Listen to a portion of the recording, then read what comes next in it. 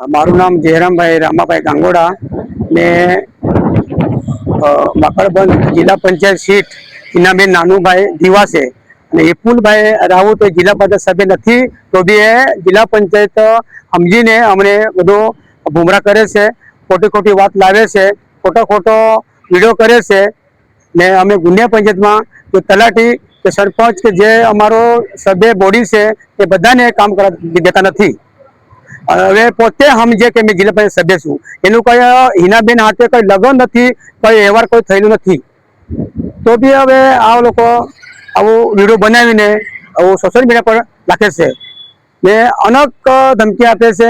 જો અમે કામ કર્યા આગળ 5 વર્ષ પહેલા તે જોવા જાય, તે જોઈને પછી વિડીયો ખોટો ઉતારે છે, આ તૂટે ફૂટેલે એવું બધું આ વિડીયો વાયર કરે છે કે મેં જિલ્લા પંચાયત સભ્ય તરીકે આવું એ બોલે છે વિડીયોમાં ને આઈટીઆઈ કરે છે બધું જ।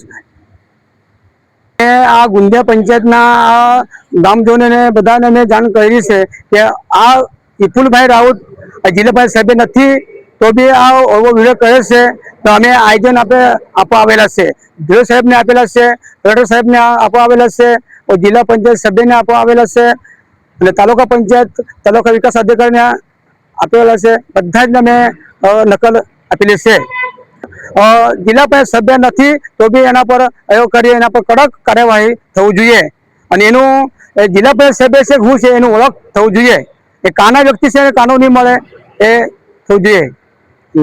હું જાદવ મહેન્દ્રભાઈ કાળુભાઈ ગુંદિયા એક આગેવાન તરીકે અને ગુંદિયા ગ્રુપ ગ્રામ પંચાયતમાં જે જિલ્લા પંચાયત માકડબંધ સીટના જે ચૂંટાયેલા સભ્ય છે હિનાબેન નાનુભાઈ દીવા, જેમનો પતિ છે તે વારે ગુંદિયા ગ્રુપ ગ્રામ પંચાયતના સભ્યોને સરપંચોને ત્રાસ આપે છે, એક માનસિક ત્રાસ આપે છે।